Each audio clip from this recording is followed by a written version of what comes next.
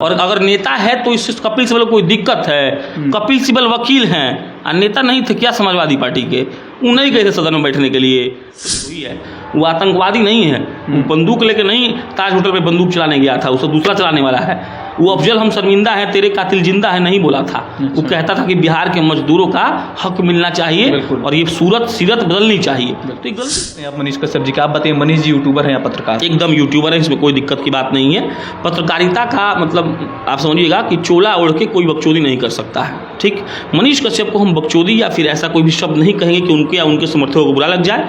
मनीष कश्यप को पत्रकार हम भी नहीं मानते हैं, आप समझिए। मनीष कश्यप एक कंटेंट बनाते हैं, उस कंटेंट से समाज में बदलाव होता है। ये हम नहीं कह रहे हैं कि मनीष कश्यप कोई गलत आदमी है, लेकिन हम फिर रिपीट कर रहे हैं, मनीष कश्यप पत्रकार नहीं है। आज गोपालगंज जिला में दूसरा आदमी माइक लेकर घूमता है, उसको पूछिएगा बिहार के नए राज्यपाल का नाम क्या है, कईयों को नहीं पता होगा। तो बिहार के राज्यपाल का नाम नहीं पता, आप पत्रकार बन गए हैं। पत्रकारिता का एक लहजा होता है, पत्रकारिता आदमी पढ़ता है, लिखता है। आप कहिएगा ना सुनिए हमारा पैसन है कि हम पेट फाड़ के किडनी का ऑपरेशन कर देंगे, लेकिन हम डॉक्टरी का पढ़ाई नहीं करेंगे, तो क्या कहिएगा उसको? झोला साहब डॉक्टर कहिएगा ना जी। और सबसे ज़्यादा अगर किसी को कष्ट होता है तो वो ओबीसी और दलित है, दारू के चलते।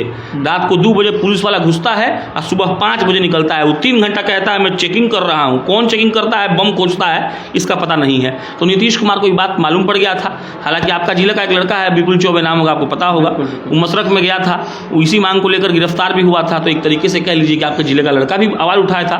तो पलटेंगे कि नहीं पलटेंगे नहीं पता है, लेकिन इतना बस पता है कि नीतीश जी को मालूम चल गया है कि नीतीश कुमार इस चीज़ के चलते चुनाव हार जाएंगे। शराबबंदी उनका कब्र खोदेगा, राजनीतिक कब्र। इसीलिए अब वो धीरे धीरे सॉफ्ट होंगे। वो लोग नहीं मरे होते। भाई आप बेकार सवाल कर दिए, लाज शर्म लगता है ये सबको? बकायत है ये सब। अतिकवा के मर जाने पे सब बोला, विधवा विलाप किया कि बाप रे बाप, पुजारी थे, बहुत बड़े संत थे, महात्मा थे। एक आदमी के मरने पे लमसम 1.5 लाख पोस्ट हुआ होगा फेसबुक पर। 42 आदमी मर गया मोतिहारी में, कोई पूछने गया? तेजस्वी यादव जब विपक्ष में थे ना, तो एगो प्रतिनिधि मंडल बनता था। वो प्रतिनिधि मंडल जाकर तहकीकात करता था कि आखिर कौन से जिले में क्या गड़बड़ी हुई है। वहाँ 42 लोग मर गया, कौन प्रतिनिधि मंडल गया था भाई? नीतीश कुमार। आज उन पत्रकारों के साथ क्या कर रहा है? 3-4 ऐसे पत्रकार है, हम नाम नहीं लेंगे कैमरा पर, वो भागा भागा फिर रहा है सब बेचारा। कौन नेपाल में है, कौन लखनऊ में है, कौन अयोध्या में है। उसको डर लग रहा है कि पटना आएंगे तो पकड़ा जाएंगे। तो दिक्कत ये है, इस दिक्कत पर बात करिए। और उससे भी बड़ा बात क्या है समझिएगा, उससे बड़ा बात ये है कि मनीष कश्यप बुरा हो अच्छा हो, लेकिन वो आदमी आज तक कैमरा पर यही बोलता रहा है कि हम चाहते हैं कि बिहार बदल जाए। आप उसके इस मंशा पर सवाल नहीं उठा सकते हैं कि वो आदमी राष्ट्रद्रोही है। हो सकता है। सभी का स्वागत है हमारे इस नए वीडियो में, और अभी हमारे साथ जनता जंक्शन के फाउंडर प्रशांत राय जी मौजूद है। सर बहुत बहुत स्वागत है आपका। Thank you. 21 तारीख को सुप्रीम कोर्ट पे मनीष कश्यप जी के मुकदमे के लेकर सुनवाई होती है, और जो तमिलनाडु सरकार का पक्ष रख रहे हैं कपिल सिब्बल जी, बयान रखते हैं कि मनीष कश्यप कोई पत्रकार नहीं, एक राजनेता है। इस पर आपकी क्या राय है? डेटा निकालिए आप राज्यसभा का और पता करिए कि राज्यसभा में आज तक भारत से जितने भी लोग गए हैं उसमें सबसे ज़्यादा प्रतिशत जो है वो पत्रकारों की है। राज्यसभा में वो जाता है जो इंटेलेक्ट क्लास होता है। और अगर कोई आदमी पत्रकारिता कर रहा है, एक बात और जान लीजिए, पत्रकारिता को भारत के संविधान ने डिफाइन नहीं किया है कि पत्रकारिता क्या होता है। ये कपिल सिब्बल बताएंगे कि वो पत्रकार है कि क्या है, उसको जो मन करेगा वो करेगा। और ये गर्व की बात है कि एक पत्रकार का 60 लाख फॉलोअर है और बिहार का उप मुख्यमंत्री का 25 लाख है। ये शर्म का बात थोड़ी है, गर्व का बात है। और अगर नेता है तो इससे कपिल सिब्बल को कोई दिक्कत है? कपिल सिब्बल वकील हैं और नेता नहीं थे क्या समाजवादी पार्टी के? वो नहीं गए थे सदन में बैठने के लिए। तो ये डिफाइन कर रहे हैं कि कौन नेता है और कौन क्या है। तो दिक्कत सुनिएगा, दिक्कत क्या है कि सुप्रीम कोर्ट के मुख्य न्यायाधीश ने सवाल पूछा तमिलनाडु सरकार से कि आपने किस मंशा के तहत मनीष कश्यप पर एनएसए लगाया है। सुप्रीम कोर्ट का लहजा ये था कि आपने एक तरीके से बदला लेने के लिए उस पर एनएसए लगाया है। अगली सुनवाई 28 को है, हो सकता है कि 28 को एनएसए हटा दिया जाए। और ये बड़ी बात नहीं होगी, क्योंकि मनीष कश्यप ने हो सकता है कि कुछ इधर उधर बोल दिया हो, ये भी मानने को तैयार है कि उसका वीडियो देख के हो सकता है कि तमिलनाडु से कुछ मजदूर बिहार आ गए हो, ये सब मान लेंगे। लेकिन ये नहीं मान सकते हैं कि वो राष्ट्रद्रोह और राजद्रोह का केस का मतलब वो रखता है। तो ये गलत बात है। कपिल सिब्बल अपने वकील हैं, अब फीस लेते हैं, वो हियरिंग का 40 लाख, आप कह रहे हैं वो नेता है। तो नेता होने में कोई दिक्कत है क्या? लोकतंत्र का सबसे बड़ा आदमी नेता ना होता है, तो नेता काहे नहीं होगा? तो नेता है तो है, क्या दिक्कत है? इसको एक्सेप्ट करिए, आप है नेता।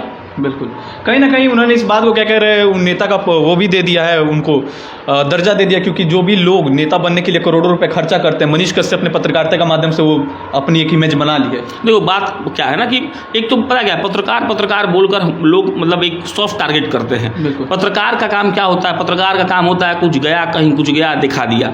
वो अच्छा हो सकता है, वो बुरा हो सकता है, वो बेकार हो सकता है, वो सबसे वाहियात भी हो सकता है, लेकिन बात यहाँ पत्रकार का नहीं है। आप गौर करिएगा, भाजपा की सरकार में मध्य प्रदेश में पत्रकारों को नंगा किया गया था, अगर आपको याद है तो, ठीक है, तो वही नंगाई तो बिहार में भी हो रहा है ना जी। तो इस पर बात करिए कि भाई साहब जो आप संविधान का नाम लेकर विपक्ष वाला छाती पीटता है, सब विधवा विलाप करता है, लगता है कि बाप रे घर में किसका देहांत हो गया है, और वही विपक्ष आज उन पत्रकारों के साथ क्या कर रहा है। 3-4 ऐसे पत्रकार है, हम नाम नहीं लेंगे कैमरा पर, वो भागा भागा फिर रहा है सब बेचारा, कौन नेपाल में है, कौन लखनऊ में है, कौन अयोध्या में है। उसको डर लग रहा है कि पटना आएंगे तो पकड़ा जाएंगे। तो दिक्कत ये है, इस दिक्कत पर बात करिए। और उससे भी बड़ा बात क्या है समझिएगा, उससे बड़ा बात ये है कि मनीष कश्यप बुरा हो अच्छा हो, लेकिन वो आदमी आज तक कैमरा पर यही बोलता रहा है कि हम चाहते हैं कि बिहार बदल जाए। आप उसके इस मंशा पर सवाल नहीं उठा सकते हैं कि वो आदमी राष्ट्रद्रोही है।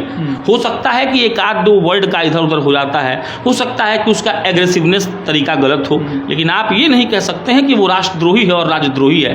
वो आतंकवादी नहीं है, वो बंदूक लेके नहीं ताज होटल पे बंदूक चलाने गया था, उसको दूसरा चलाने वाला है। वो अफजल हम शर्मिंदा है, तेरे कातिल जिंदा है नहीं बोला था। वो कहता था कि बिहार के मजदूरों का हक मिलना चाहिए और ये सीरत बदलनी चाहिए। तो ये गलती थोड़ी है जी, तो ये सब बेकार का बात है। जितनी तेजी से उन पर कार्रवाई की गई थी, जितनी तेजी से उनका अकाउंट सीज किया गया था, जितनी तेजी से उनके घर पर कुर्की जब्ती की गई थी, क्या आपको लगता है इतनी तेजी से अगर अपराधियों पे कार्रवाई की गई होती तो आज मोतिहारी में जो शराब कांड से वो लोग नहीं मरे होते? भाई आप बेकार सवाल कर दिए, लाज शर्म लगता है ये सबको, बकाए थे ये सब। अतिकवा के मर जाने पर सब बोला, विधवा विलाप किया कि बाप रे बाप, पुजारी थे बहुत बड़े, संत थे, महात्मा थे। एक आदमी के मरने पे लमसम 1.5 लाख पोस्ट हुआ होगा फेसबुक पर। 42 आदमी मर गया मोतिहारी में, कोई पूछने गया? तेजस्वी यादव जब विपक्ष में थे ना तो एक प्रतिनिधि मंडल बनता था, वो प्रतिनिधि मंडल जाकर तहकीकात करता था कि आखिर कौन से जिले में क्या गड़बड़ी हुई है। वहाँ 42 लोग मर गया, कौन प्रतिनिधि मंडल गया था भाई? नीतीश कुमार इफ्तार खाने में व्यस्त है। भाई इफ्तार खाइए, दशहरा का कन्या पूजन का भोजन खाइए, जो मन है वो खाइए, हमको कोई दिक्कत नहीं है, लेकिन सवाल ये है कि आप बहुत जल्दी मतलब कहते हैं कि हम एकदम न्याय पर भरोसा रखते हैं। उनका बयान कोट कर रहे हैं, वो बोले थे कि ना मैं किसी को फंसाता हूँ ना मैं किसी को बचाता हूँ। तो भाई ठीक सब बातें, 42 लोग मर गया तो आप मिलने काहे नहीं गए? गिरफ्तारी हुआ है, 175 आदमी गिरफ्तार हुआ है, लेकिन आप दावा के साथ कह सकते हैं कि अगले 30 दिन के अंदर फिर 40 लोग मरेगा, और नहीं मरेगा तो हमको जेल में डाल दे सरकार में, कोई दिक्कत नहीं है, मरता ही है। अब तक शराबबंदी के बाद से लमसम 750 लोग ऑफिशियली मर चुका है, कौन जिम्मेदारी लेगा जी उसका?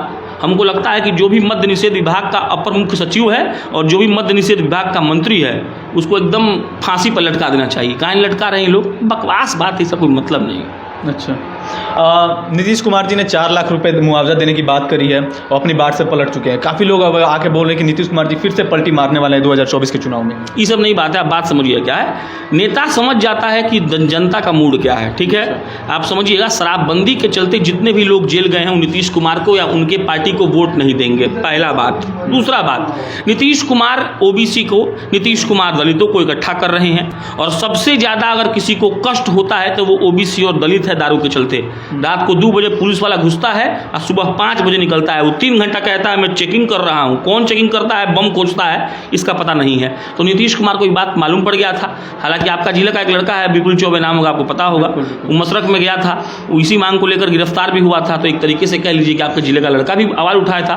तो पलटेंगे कि नहीं पलटेंगे नहीं पता है, लेकिन इतना बस पता है कि नीतीश जी को मालूम चल गया है कि नीतीश कुमार इस चीज़ के चलते चुनाव हार जाएंगे। शराबबंदी उनका कब्र खोदेगा, राजनीतिक कब्र। इसीलिए अब वो धीरे धीरे सॉफ्ट होंगे, हो सकता है दारू चालू हो जाए, क्या दिक्कत। अच्छा, 2024 के चुनाव में क्या बोलना चाहिएगा? जिस प्रकार से बिहार के लोग, जातीय जनगणना अभी हो रही है, जातीय जनगणना में 500-550 करोड़ का बजट रखा गया है, इससे क्या फ़ायदा होने वाला है बिहार की राजनीति में? देखिए, एक जो पक्ष है कि जितनी जिसकी हिस्सेदारी उसकी उतनी भागीदारी, ये बात से हम सहमत हैं, कोई गलत बात नहीं है।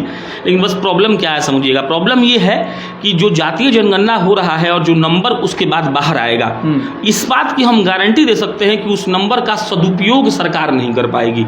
उस नंबर का क्या होगा ये समझा देते हैं। उस नंबर से ये होगा कि हर जिला का, हर गांव का, हर पंचायत का, हर वार्ड का एक नौछेड़िया आदमी निकलेगा और कहेगा कि हम इस जाति के नेता हैं, कहें कि उसके पास एग्जैक्ट नंबर होगा कि हमारे जात के लोग हमारे प्रदेश में, हमारे जिले में, हमारे पंचायत में इतने हैं। इससे नेता ही बढ़ेगा।